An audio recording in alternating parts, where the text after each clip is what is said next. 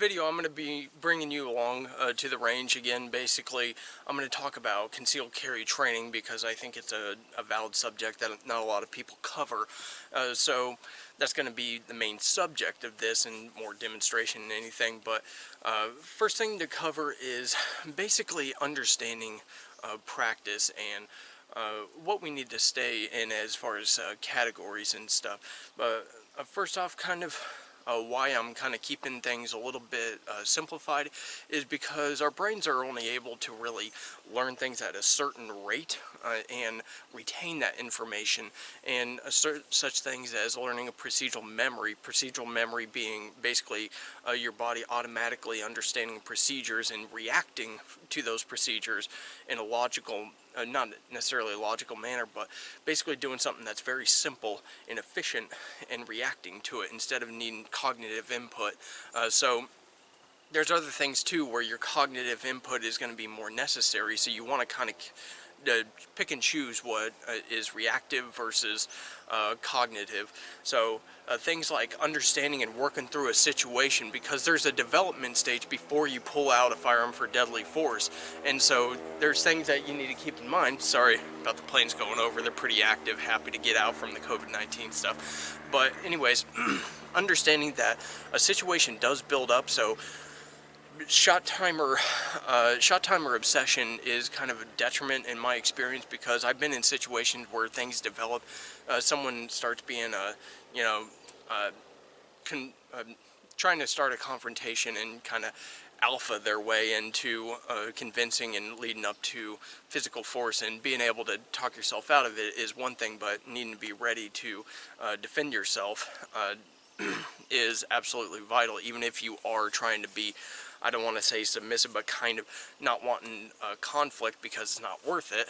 People will still try to push their way into being more convincing, because they might see it as you just trying to get out of the accepting that they're right and you're wrong. So anyways, you got to understand that things lead up to having to deal with deadly force, and typically it can be dealing with someone that's close by, or what's very popular is understanding that sometimes violence is randomized to muggings or robberies and stuff like that. So yes, it's vital to be prepared for that and to try to keep your distance, and so working within that rational distance is a good idea, but also understanding principles of engagement, which is basically what I'm working on today, but you'll see that I'm going to demonstrate a lead up to that. So anyways, that's something that's very important, is to kind of simplify things and try to stay within a boundary of logical response to a certain situation, how you'd actually apply that practice and training. So for instance, I see a lot on the Instagram fashion. It's fashionable to strike the target, well, and then respond. Well, what that is under the law is basically you initiating contact and applying deadly force before it's actually necessary, or certain things like surrendering your wallet and then responding by immediately drawing and killing somebody. By surrendering your wallet, you're basically saying that there's no conflict, you're basically de-escalating and basically handing over something, and therefore they're not a threat because they're getting what they want. And then you're applying deadly force, you would become the aggressor. So I think a lot of this skewed concept of being, conquering the situation and taking out the bad guy will actually lead people into legal problems, and then you become a statistics of reasons why politicians don't think that you're responsible enough to carry a gun. So don't follow along with that. Be logical and understand that, it's your responsibility to be on the defensive, mostly for legal reasons, but, there's bad guys out there, and the likelihood of you having to use your firearm is pretty low if you're using situational awareness and avoidance, but, sometimes you can't get out of that, so philosophically, that's why we carry guns, right? So, anyways, first thing I want to talk about is preparing yourself on the range. As you see, I have some gear over here, so I'll go ahead and bring you over to the table and explain what I've got and how I'm using things to kind of set myself up for success. As you see, I've got an ammo bucket from the Remington buckets. I saved these. I bought a few of them, and they're really handy for, you know, holding ammunition in bulk instead of picking one at a time out of the box. And the train's going by right now. But anyways, I just got a couple of handfuls out of an ammo can of my reloads. So that's enough to practice. I want to keep it in short duration, sort of as a verification that my dry fire practice is what I need. Obviously, you're going to need hearing and eye protection and stuff like that. But then having notes, like for me, I took notes of what I'm going to do during this video and stuff that I'm going to practice. So, and then of course I have targets. Now this is basically just an ammo box, and I just ripped it open because these are pretty good for, you know, CNS type engagements, and it's good to have shots within this. Not saying that you don't need to worry about precision and stuff like that necessarily, like for headshots, pelvic shots, stuff like that for a response to an active shooter or something, but the general engagement that you'll probably have to deal with is CNS shots. So that's important to have something that stays within the bounds of what you're trying to practice as far as accuracy is concerned. Next thing is I have FUBAR CLP, so if you're practicing on an outdoor range or whatever, this can act as, you know, a good insect repellent, sunscreen, and stuff like that, because you don't want to have a day at the range where you're burned and then you're basically ineffective afterwards because of a sunburn and discomfort and stuff like that. You still want to be able to be good at the range, and also it acts like a good moisturizer, because like shooter calluses and the shooter bump here for people that are practicing a lot and shooting a lot, this is a very real, you know, expectation for basically your body wearing down and calluses. This works very good as a moisturizer. It's all essential oils, but it's a very good use, and then afterwards you can use this as a CLP. To basically keep your gun in good functional order. So the next thing is I wanted to emphasize that you don't have to necessarily get a range bag to carry everything you need. You can get some pretty cool surplus stuff. This was like $14 on Sportsman's Guide. Of course, I'm a member and I have their Visa card. I mean, so I have storage capability and stuff like that, and I get a discount on stuff, but it's only like a couple bucks. So for 15 bucks you can get something like this, and it acts as a good range bag, outdoor bag, and stuff like that. And I mean, if you don't like this color because it's too high profile, just paint over it. You can get paint pretty cheap, like $2 at like Lowe's or whatever. Paint it, you know, black or whatever, or white. You know, you can do that to kind of set it up, or have this as a vehicle bag. So anyways, the next thing is sometimes people like to use a shot timer, and the shot timer can be downloaded onto your phone, and basically you can use that. It works really well, and you don't have to spend $100 to get it. It's free. So that's good for basically practicing manipulation from your concealed carry holster, I guess, or not holster, but magazine pouch, or maybe your pocket or whatever, wherever you store your magazine. But try to keep it off the static stuff. So basically you're basically testing your ability to reload around like maybe a barrier or on the move or whatever, but try to keep it realistic and segmented to when you would actually have to perform a speed reload. Even test your ability to just do a magazine exchange and stuff like that to top off your magazine, because that exposure time is life, and you may not necessarily want to take like many seconds to do a magazine change in a situation. Of course, checking your area and stuff like that, keeping your eyes off the gun is very important, because situational awareness. So anyways, I'm going to go ahead and be working with something that's about this size, but it's a little bit smaller, kind of work on precision to see how well I'm basically drawing and shooting as fast as I can while on the move. And then I'm going to go to bigger targets and stuff, and you can use, like if you have steel targets, use bigger steel targets or torso steel targets to kind of get comfort at first and practice this. But you know, work into paper so you have a printed record of what you're doing. So let's go ahead and get to shooting, and I'll just basically demonstrate and tell you how I feel about the results.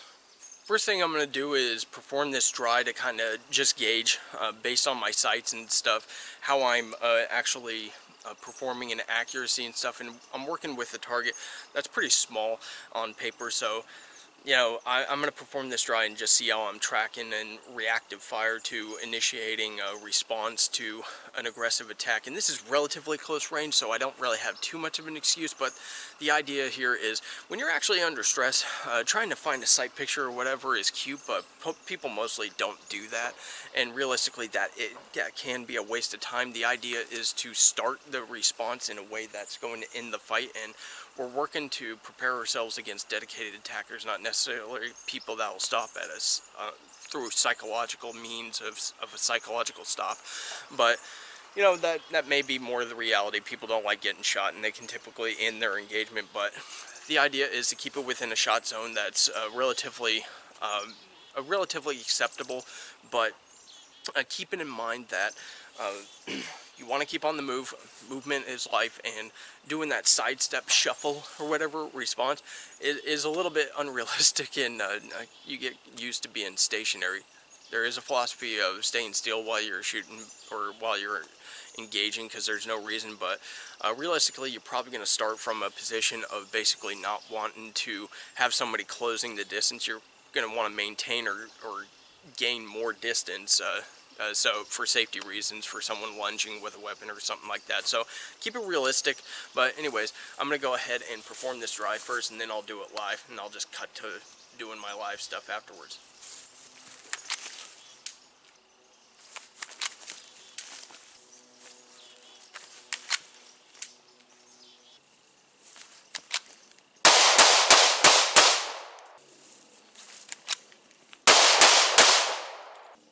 I'm going to be switching to steel, but basically I feel like I was in a good area to attacking the A zone, maybe C zone of a target, so definitely within the vitals.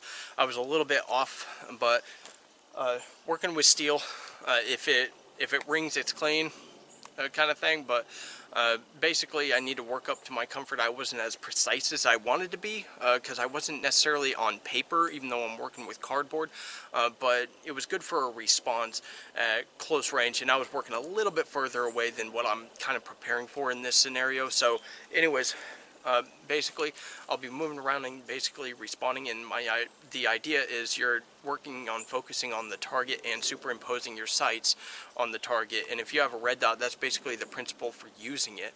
That's the idea behind it and how it can be an advantage, but you do lack concealment in that case. But with all that said, I'm going to try to work on maneuverability, and it's not going to be perfect, I don't think, but I think it'll be a good thing to work on and stay maneuverable and moving, so the target has to work to get to you, not necessarily staying static and letting them close the distance as you're putting shots on target.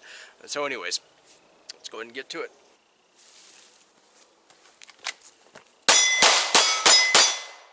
In that scenario, what I did is I re-engaged with the last bit of my magazine, and I didn't incorporate a reload. That's not really what I'm needing to do here. But basically I was responding with additional shots, simulating somebody like stopping at first and then getting pissed off and having to have more accurate shots put on them, stopping the distance and stuff like that, but being ready for follow-on shots. That's very important. So anyways, let me go ahead and load up and do it again.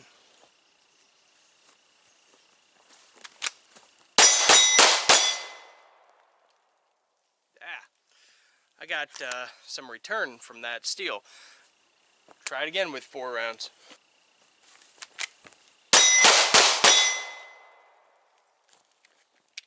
So that wasn't all that great as far as maneuverability. I decided to do a lateral move based on the scenario, but I got to load up and do that again. I'm trying to keep a role play with this on a static target. That can be kind of hard to do, but basically closing the distance or starting from a distance, shooting from a distance that basically you're expecting to engage with them on. A lateral distance isn't going to gain distance, it's just going to keep it, but you're thinking, oh, I'm going to shake them like in basketball, just going around somebody. You're expecting them to keep going forward while you're offline. That's not really how it is, unless somebody has a gun. You're trying to provide a harder target for them to get, but you're going to have to move pretty quick for that, and going with target focused shooting rather than focusing on your front sight, probably what you're going to end up doing anyways. That's just a more reactive instinct that people have. Like if you're in a fight, basically trying to do things efficiently and as fast as possible, train yourself to where you get better at that, because that's not what people typically do. They try to put so much cognitive input into their response that they end up being a detriment and wasting time. So anyways, loading up, doing it again.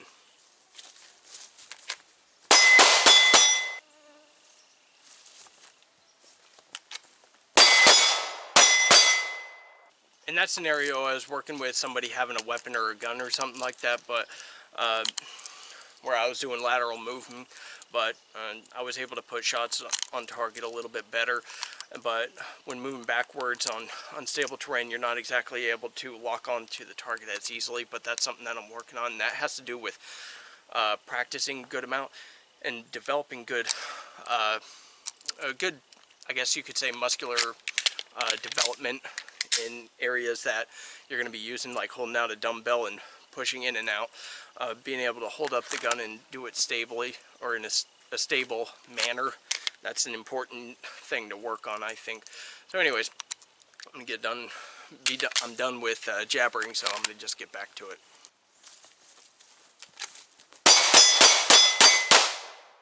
So that was a more realistic engagement style, but once I hit one of these roots on the ground, I basically got unstable terrain and stuff like that, and it bobbed me off target, and I put a shot high. That can be a very realistic thing, but again, being able to track your target while holding a good solid, holding the gun nice and solid is ideal, but you can't always have that if you have, unstable terrain. So anyways, with that said, loading up again. So I'm getting low on rounds, so I need to really concentrate on developing a procedural memory. I was testing, wasn't really satisfied with it. I gave myself several chances, so now I'm going to try to slow it down a little bit and develop a procedural memory, not necessarily slowing down my reaction, but yeah, slowing down my reaction a little bit, but trying to concentrate on specific things that I'm having trouble with, such as pushing out and locking it while moving. I don't want to slow down the moving. I just want to slow down the rate of fire a little bit and see how that works, just a little bit. Time is life, so, and also movement is life, so we don't want to take down or slow down things that don't need to be slowed down, that we actually are pretty proficient in and don't need to necessarily be proficient in, just need to do it. So anyways, back to it.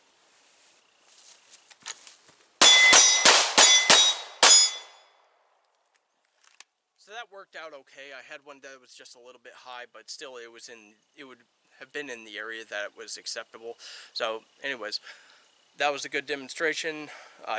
Well, I guess for you, but that's just where I am in my skill development. So this isn't going to be perfect or anything. I'm just bringing you guys along, showing you I'm human and I have to work on certain things.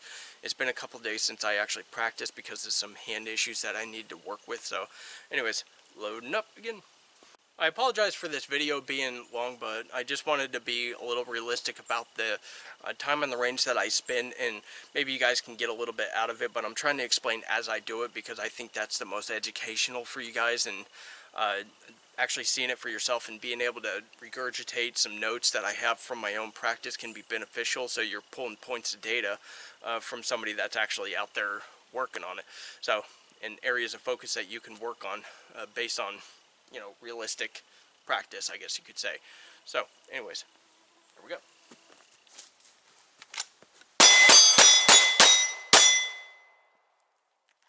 Okay, so that was almost a picture-perfect way of engaging the target, and what I did there is I actually applied something that I was even lecturing about, because I omitted this for whatever reason. It was no excuse really, is I was actually thinking cognitively of the threat's status, and I was trying to, picture that of, how the threat was reacting to multiple shots, because it's realistic that you're going to be applying multiple shots on a target, and of course I'm above 2 rounds.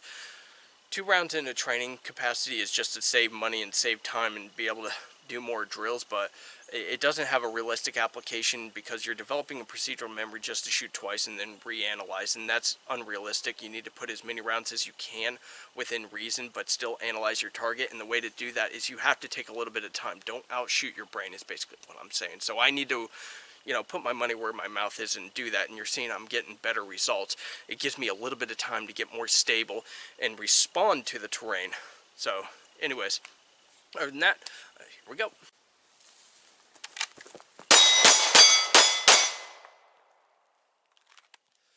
So there, it was still good. I went over uneven terrain, but I was analyzing the target's response to my shots, and I was still able to keep my focus and respond to the terrain and get good shots. So that's ideal, and I was trying to close it or gain distance a little bit faster. So obviously I'm working on a static target, so it's a little unrealistic. They're not trying to close the distance, which would make it a little easier to stay within a target zone. But anyways, I'm only able to really get 6 rounds on each of these before I, you know, bump into you guys, or I basically hit a wall and also get the target further away to where I'm having to apply more precision than actual response or reaction response. So anyways, I'm going to close it out here, and then I'm going to finish up my practice. But I hope this was a little bit educational and also a little entertaining, seeing me being human and being a stormtrooper in some capacity. But anyways, I appreciate you guys watching. Let me know what you think in the comments below and little tricks and tips you may have. But try to keep it within realism, because that's really what we're working on. We're not doing static crap, but if you can see an application in being static, then I appreciate that. But you know, keep it within reason if you can, if you have that kind of experience. But anyways, thanks a lot for watching, and